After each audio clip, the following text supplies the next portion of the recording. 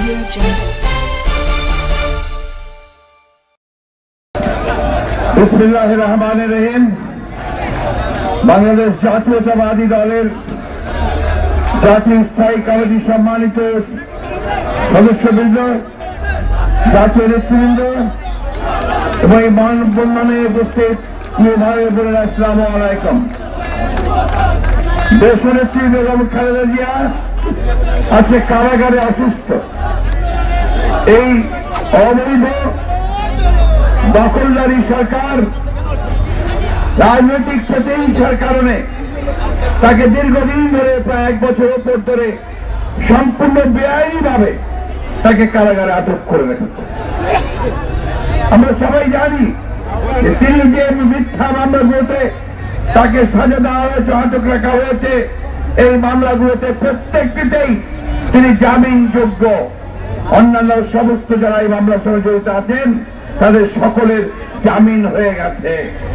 কিন্তু দেশনেত্রী বেগম খালেদা জিয়াকে রাজনৈতিক প্রতিহিংসার কারণে একটার পর একটা মামলা দিয়ে তাকে আটক করে রাখা হচ্ছে। বন্ধুগণ, এর একটাই উদ্দেশ্য, কারণ দেশনেত্রী বেগম খালেদা জিয়া তিনি বাংলাদেশের মানুষের কাছে গণতন্ত্রের মাতা হিসেবে অভিষিক্ত হয়েছেন। যখনই গণতন্ত্রের সমস্যা এসেছে, দেশনেত্রী বেগম খালেদা জিয়া তিনি সামনে এসে অকুত ভয়ে আপসহীন ভাবে নেতৃত্ব দিয়ে গণতন্ত্র প্রতিষ্ঠা করেছেন। ইতিহাস দেশবাসীর জানা আছে যে সেই স্বৈরাচার বিরোধী আন্দোলনে দীর্ঘ 9 বছর সংগ্রাম করে তিনি গণতন্ত্র প্রতিষ্ঠা করেছিলেন। বন্ধুগণ, আজকে শুধুমাত্র রাজনৈতিক প্রতিহিংসার কারণে দেশনেত্রীকে আটক করে রাখা হয়েছে। একই সঙ্গে দেখেছেন গত কয়েক বছরে বাংলাদেশের গণতন্ত্রকামী মানুষ যারা গণতন্ত্রের জন্য সংগ্রাম করেছে তাদেরকেও মিথ্যা মামলা দিয়ে, মিথ্যা অজুহাতে তাদেরকে মামলা করা হয়েছে, তাদেরকে গ্রেপ্তার করা হয়েছে এবং আটক করে রাখা হয়েছে। আপনারা অনেকেই জানেন যে বাংলাদেশে সম্ভবত প্রায় 98,000-এর উপরে মামলা দেওয়া হয়েছে। আসামির সংখ্যা 25 লক্ষের উপরে। বন্ধুগণ, এইভাবেই এই দখলদারি সরকার, বেআইনি অবৈধ সরকার তারা ক্ষমতায় টিকে থাকতে চাচ্ছে, একদলীয় শাসন ব্যবস্থা প্রবর্তন করতে চাচ্ছে। এ কথা আমাদের মনে রাখতে হবে। এরা এই সরকার, এই আওয়ামী লীগ, এরাই আরেকবার 1975 সালে তারা একদলীয় শাসন ব্যবস্থা প্রতিষ্ঠা করেছিল। আজকে তারই আয়োজন তারা সম্পন্ন করেছে, কিন্তু তারা জনগণের কাছে ধরা পড়ে গেছে, বিশ্ববাসীর কাছে ধরা পড়ে করেছে।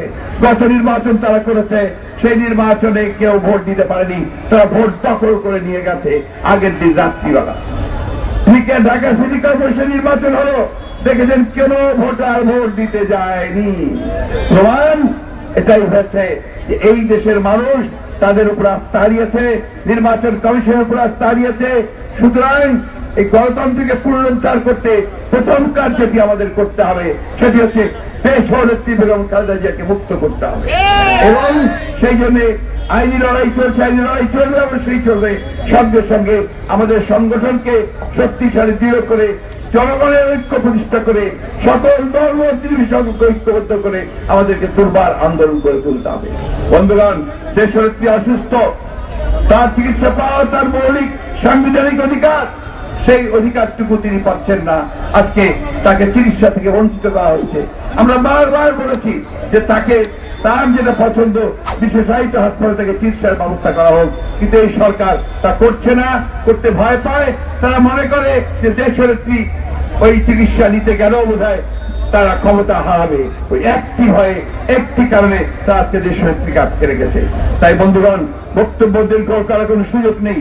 আজকে আমাদের সময় এসেছে আমরা আমাদের সংগঠনকে শক্তিশালী করে, জনগণের দৃঢ় ঐক্য তৈরি করে আমরা দুর্বার আন্দোলনের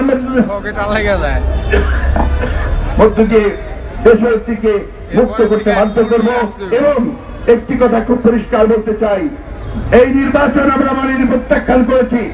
আমরা পরিষ্কার করে বলছি, নির্বাচনের ফলাফল বাতিল করতে হবে এবং পুনরায় একটি নিরপেক্ষ নির্বাচন কমিশনের মাধ্যমে নিরপেক্ষ সরকারের অধীনে আবার নির্বাচন দিতে হবে। এটা দিতে হবে বন্ধুগণ। সুতরাং আসুন আজকে আমরা সবাই ঐক্যবদ্ধ হই, জনগণকে নিয়ে আমরা দেশনেত্রীর মুক্তি, তার চিকিৎসা এবং দেশে গণতন্ত্র ফিরিয়ে আনার যে লড়াই, সেই লড়াইয়ে অবতীর্ণ হই। আপনাদের সকলকে ধন্যবাদ। আসসালামু আলাইকুম। বাংলাদেশ জিন্দাবাদ, বাংলাদেশ জাতীয়তাবাদী দল জিন্দাবাদ।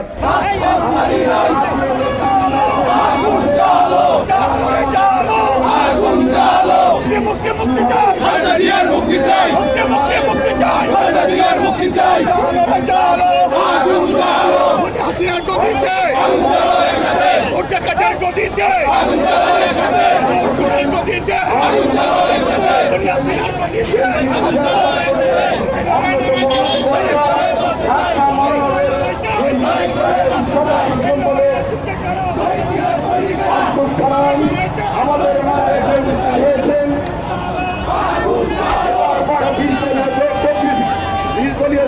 অন্যতম শরীফ দল লেবার পার্টির সভাপতি জনাব মুস্তাফিজুর রহমান ইরান আমাদের মাঝে এসে উপস্থিত হয়েছেন। বিএনপির জাতীয় নির্বাহী কমিটির সাংগঠনিক সম্পাদক ইমরান সালেফিন আমাদের মাঝে এসে উপস্থিত হয়েছেন। বিএনপির জাতীয় নির্বাহী কমিটির প্রশিক্ষণ বিষয়ক সম্পাদক এবিএম মোশাররফ হোসেন আমাদের মাঝে এসে উপস্থিত হয়েছেন। ঢাকা মহানগর বিএনপির দক্ষিণের সংগ্রামী সাধারণ সম্পাদক কাজী আবুল বাশার আমাদের মাঝে উপস্থিত আছেন। ঢাকা কলেজের সাবেক ভিপি বিএনপি জাতীয় নির্বাহী কমিটির যুব বিষয়ক সম্পাদক মীর নওয়াজ আলী নওয়াজ আমাদের মাঝে উপস্থিত আছেন।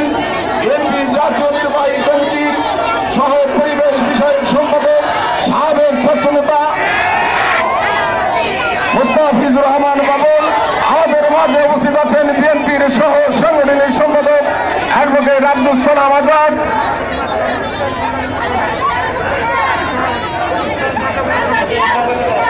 মুক্তিযোদ্ধা দলের সংগ্রামী সভাপতি উলফাত আজিম আমাদের মাঝে উপস্থিত আছেন।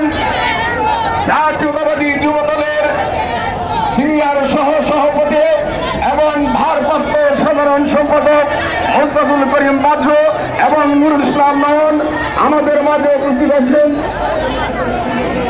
যুব দলের সাংগঠনিক সম্পাদক বিএনপি নির্বাহী কমিটির অন্যতম সদস্য মাহমুদ হাসান আমাদের মাঝে উপস্থিত আছেন। সংগ্রামী ভাই ও বোনেরা, আসসালামু আলাইকুম। আমি দুটি বিষয়ে খুব সংক্ষেপে দুটি কথা বলবো। প্রথমটি হলো বেগম খালেদা জিয়ার চিকিৎসা, আর দ্বিতীয় হলো তার মুক্তি। চিকিৎসার ব্যাপারে বলতে চাই, এই নিষ্ঠুর, এই অমানবিক এবং চরম একটি ফ্যাসিস্ট সরকারের কারণে আজকে বেগম খালেদা জিয়ার স্বাস্থ্যের চরম অবনতি ঘটেছে। তাদের এই অবহেলা এবং তাদের এই নিষ্ঠুর আচরণের কারণে আজকে আমরা সবাই উদ্বিগ্ন। কেন? এই কারণে যে তারা নিজেদের উদ্যোগেই তার চিকিৎসার ব্যবস্থা করা উচিত ছিল, কিন্তু তারা তা করেন নাই। আমাদেরকে হাইকোর্ট পর্যন্ত যেতে হয়েছে এবং হাইকোর্ট থেকে অর্ডার নিতে হয়েছে যেটা মেডিকেল বোর্ড করা হবে। সে মেডিকেল বোর্ড করা হয়েছে, সে মেডিকেল বোর্ড তাকে পরীক্ষা করেছে, করে নানা রকমের বিশ্লেষণ করে তারা সুপারিশ করেছেন কি ধরনের চিকিৎসা তার প্রয়োজন, কিন্তু আজ পর্যন্ত সে মেডিকেল বোর্ডের সুপারিশ বাস্তবায়ন সরকার করে নাই। যার কারণে আজকে গতকাল আমাদের নেতৃবৃন্দরা গেছিলেন স্বরাষ্ট্রমন্ত্রীর সঙ্গে আলোচনা করতে। কেন আলোচনা করতে হবে? কারণ এই বোর্ডই তো বলে দিয়েছে কি করতে হবে। এখন তারা বলছেন তারা এই জেল কোডের অজুহাত করেছেন, জেল কোডে যা আছে সেই অনুযায়ী চিকিৎসা করছেন। এটা সম্পূর্ণ মিথ্যা কথা। এই কারণে কারণ জেল কোডে এই কথাও লেখা আছে যে কোনো আসামি, কোনো যিনি জেলখানায় আছেন কারাবন্দী, তিনি যদি আগে কোনো চিকিৎসকের দ্বারা চিকিৎসা করিয়ে থাকেন, সেই চিকিৎসকদের মাধ্যমে তার চিকিৎসা করাতে হবে। এই কথাটা আমাদের জেল কোডে লেখা আছে। তারা বারবার এই অজুহাত তুলে দিয়ে তারা আসল কথাটা ভুলে গিয়ে আসলে তারা চান যে আমাদের নেত্রী বেগম খালেদা জিয়া যাতে আরো অসুস্থ হয়ে পড়েন, আরো দুর্বল হয়ে পড়েন, যাতে করে তিনি আমাদের দলের নেতৃত্ব দিতে না পারেন। এটাই তাদের তাদের ষড়যন্ত্র। এই ষড়যন্ত্র বাংলাদেশের মানুষ কখনোই গ্রহণ করবে না। আরেকটি হলো তার মুক্তির ব্যাপারে আমরা আপ্রাণ চেষ্টা করছি। আজকে 1 বছরের উপর হয়ে গেল, বহুবার আমরা বহু জায়গায় তার জামিনের ব্যবস্থা করার চেষ্টা করেছি। আজকেও একটি কুমিল্লার মামলায় তাকে 6 মাসের জামিন দিয়েছে, কিন্তু তারপরেও আমরা তাকে মুক্ত করতে পারি নাই। এই জন্য পারি নাই কারণ সরকারের রাজনৈতিক প্রভাবের কারণেই আজকে জামিন যোগ্য একজন আসামি তাই তিনি জামিন পাচ্ছেন না, একটি মাত্র কারণে, কারণ এই সরকারের হিংস্র নীতির কারণে আজকে আমরা বেগম খালেদা জিয়াকে বের করতে পারছি না। তো এই ব্যাপারে আমার শুধু একটাই বক্তব্য, আমরা অনেক চেষ্টা করেছি এবং আমরা চেষ্টা করে যাব তার জামিনের জন্য, কিন্তু তার মুক্তি আসবে রাজপথের মাধ্যমে। আন্দোলন ছাড়া অন্য কোনো বিকল্প নাই যেটা আমরা চিন্তা করতে পারি যে বেগম খালেদা জিয়াকে তারা মুক্তি দিবে, কারণ সরকারের ইচ্ছার উপরে নির্ভর করবে, এই আদালতের উপরে তাদের যে রাজনৈতিক প্রভাব, সেই কারণে সরকারের ইচ্ছাই বলবৎ থাকবে এবং তার মুক্তি করা সম্ভবপর হবে না যদি না আমরা রাজপথে আন্দোলনে আমরা সজাগ হই এবং আমরা যাতে ঐক্যবদ্ধভাবে সারা বাংলাদেশের মানুষকে ঐক্যবদ্ধ করতে পারি। 16 কোটি মানুষের সবচেয়ে জনপ্রিয় নেত্রী বেগম খালেদা জিয়াকে তখনই আমরা মুক্ত করতে পারবো। আপনাদের অনেক ধন্যবাদ। আসসালামু আলাইকুম।